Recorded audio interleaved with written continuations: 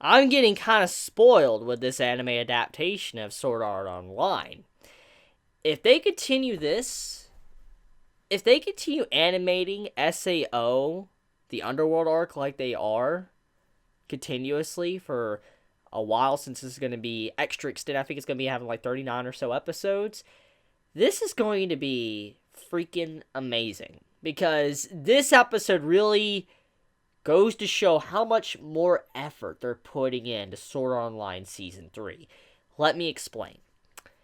Normally, in SAO, especially the first season, one of the biggest problems I had with Season 1 was not just because they cut out content. That was not just the entire reason.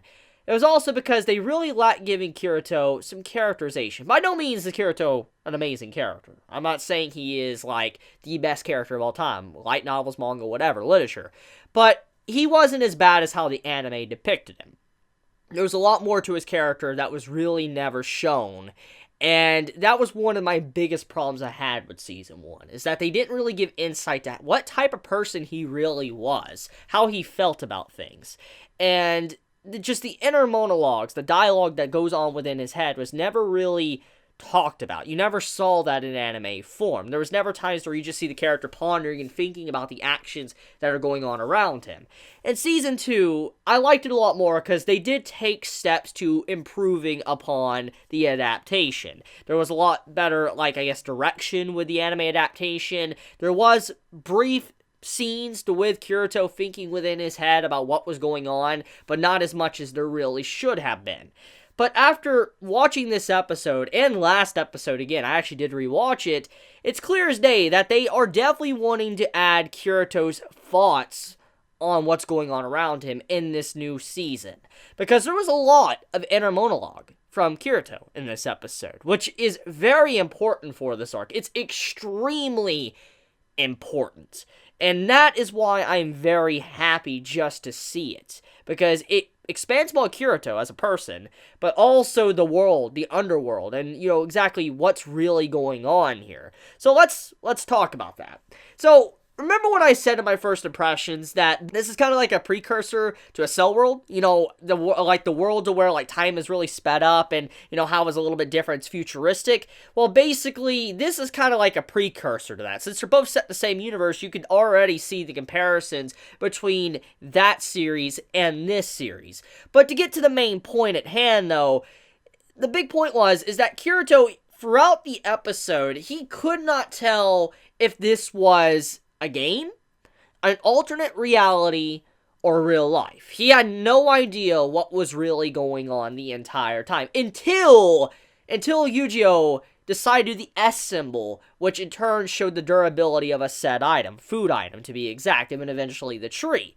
Until that was done, Kirito could not be for certain what was really going on. Until he saw that, then he knew that he was in a virtual reality, like he was in VR, and he knew he was within a game. That is what makes this very different, because if you know anything about the original SAO, SAO, the first arc and all that, the big thing that separated it from a true VR experience is that you really couldn't taste anything. You couldn't really feel much at all. There was no real sense of really being there. But with the Underworld, game that we're currently in right now, this arc, Kirito, it seems like he's in real life. He feels like he's actually there, which that's why he was actually starting to think maybe it could be an alternate reality. He was transferred to another world or something, is because it felt so real to him. And that's an automatic big difference compared to this than everything else. So you might as well say, besides it just being a VR setting, it might as well be literally an alternate reality. Okay, that's kind of how you can look at this. If this wasn't associated with game mechanics at all, it would legit be like transferred to another world, like a Sekai or something. That's what it would be. And that's the cool part about this. It shows that technology within SAO, the universe of SAO, is advancing to a whole new level. And this is a whole new ballgame for Kirito. And, throughout the episode, he was constantly questioning, who is this dude? Who is Yu-Gi-Oh? Is he a test player? Is he an NPC? He had many times to where he tried to ask, what was going on. Like, he asked different questions that a normal NPC would never be able to answer. Because, when you're playing a VR game, or just a game in general, when you're playing a game, usually there's a certain list of certain things that an NPC could say, because when they're programming a vast world, a very big world with a lot of data and all that, they can't give a lot of different options to a single NPC. That's just not going to happen. It's just not good for memory or anything like that. And since this is also a test, obviously they probably don't have room to spare. They need to be able to expend it on resources that actually matter or something. And that's the point. Is that Kirito, when he was asking questions to Yujiro, he was wondering if this was a player or it was an NPC. And he really couldn't figure it out the entire time what was really happening here. He had no idea. He had no idea throughout all the questions. And he eventually came to the conclusion towards the end of the episode that he was an artificial creation. That's what he said. It was like memories taken from a newborn baby, implanted and created. So basically what he's saying is, yes, he is an NPC. He's technically an NPC, but he's more than that. He's like a true AI. That's kind of what Kirito was trying to say towards the end of the episode, and hopefully some of you kind of understand where I'm coming from. But that's crazy. That shows that this world has AI in it that represent a human being very well. Honestly, you wouldn't be able to tell the difference unless you really have a lot of knowledge in this field, which Kirito does. If you know about his characterization, Kirito knows about technology and all that, computers and everything, so he knows these type of things. That's why he has a job doing what he's doing, is because of the knowledge he has gained, since, he was a beta tester in SAO. The setting of this world is very different than anything Kirito has ever faced, and it's clear as day that there's no way for him to really log out. He tried to log out, but he couldn't. But we also got to remember that he doesn't really know the commands, because it's clear that you can access commands, because if you do like an S symbol on something, it shows like a durability on something. So it's clear that there is commands within this world. You can access menus and stuff, so you could either say he can't log out because he has no idea, because what command he needs to do. Maybe he has to, do something with his hands to create a logout menu. Or he's trapped in the game very similar to how he was in SAO Season 1. And now, there is a reason for this, and I'm not going to get into spoilers. I'm not going to talk about it, I'm not going to give you any answers, but there is a reason why it's very complicated. And I also want to point out, if you think about everything that happened in the last episode, the first episode of SAO Season 3, he got attacked at the end, he got an injection, and then now he's in the game. What's going on there? It makes you wonder, you're questioning what's happening. Why is he now in a game? What happened to his real body? So that's the question that many of you are going to have, and don't worry, in due time that will be answered very soon, actually. I think maybe in an episode or two, maybe next episode, it will answer that question for you.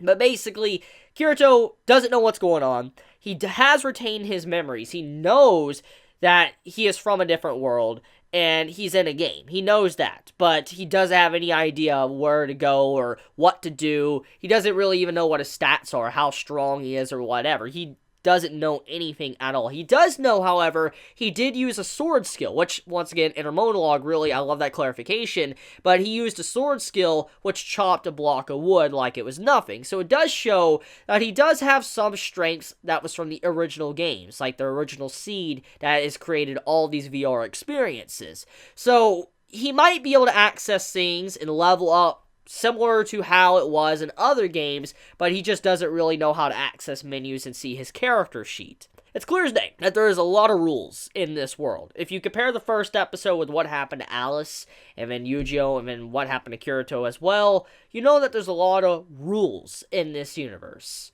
And a lot of the characters follow these rules to the letter. For instance, Yujiro leaving that axe, that dragon axe, inside of a shed that's not locked. That's, in our real-life society, that's dangerous, okay? If you were to leave something like that valuable outside, or even in an unlocked shed, someone would probably steal that. That's just how life works in real life. And so when Kirito's like, aren't you not gonna lock that? Like, you're not gonna lock it up? He's like, oh, no one's gonna, steal from it. It's because everybody's gonna follow the taboo index, which is like, what gives you that certainty that nobody's going to do that? And so that's the weird thing about that. And there's a lot of rules in terms of a calling. You have to follow your calling. If you don't follow your calling, then, the knights will come in and they'll take you away or whatever. You break the taboo. And Yu-Gi-Oh! Actually explains the reason why he didn't go after Alice was because apparently if he was to do that, he would leave his calling for a day, which would get him in the exact same trouble that happened to Alice. So he doesn't really know what happened to her in the first place. So yeah, that's the big point here, is that he is bound by duty. He cannot leave. And because of that, he follows the rules to the T. And it seems like a lot of these characters really do that. They have certain schedules. They got to keep it, which you're constantly questioning, why is that? Why are they doing this? And so that's what I wanted to point out for this episode. Next thing I want to talk about is also the situation with Alice and Yu-Gi-Oh! And to explain what happened between the first episode of SAO Season 3 and this episode. So, if you are kind of watching the show and really looking at the little details here and there, it's obvious 6 years have passed within this world since, what happened to Alice when she was taken away. But here's another thing. We also do know that apparently Kirito's original existence within this world was erased completely. But let's also compare the height of Kirito and all that, and the way he looked in the first time he was there, what we saw in the last episode. He was like a kid. He looked like a kid. But it's obvious Yu-Gi-Oh! Has grown a lot. 6 years have passed, which makes you wonder what's happening. How did 6 years just, go by that quickly? Because, Kirito was just there like, a day or 2 days ago. And so you're telling me within 2 days, 6 years passed? Well, what's happening? Or are you telling me that Kirito was in this world 6 years ago? That's questions you will be asking while watching this episode. But the main thing here is that the memories of Kirito are gone. They don't remember. Which we also need to know that if he is a test player, it makes sense if his memories were removed, because we do know that if you get into the world, you're supposed to not really know anything about the world. So it would be probably easiest day to probably tamper with the memories and make sure you block them or they can't have them or something. But that's the big point here. Nobody really knows. Like, Yu-Gi-Oh! Doesn't remember, no one remembers Kirito, so that's the question you're left on. But I think I want to end it there. There's not really much more I could talk about without diving into spoiler territory, so yeah. I love you guys. You have a wonderful day or night wherever you live. If you enjoy my content, please subscribe. If you like this video, please leave a like. And if you want to get notified for whenever I upload a video, please click the bell icon down below. And with that, Chibi out.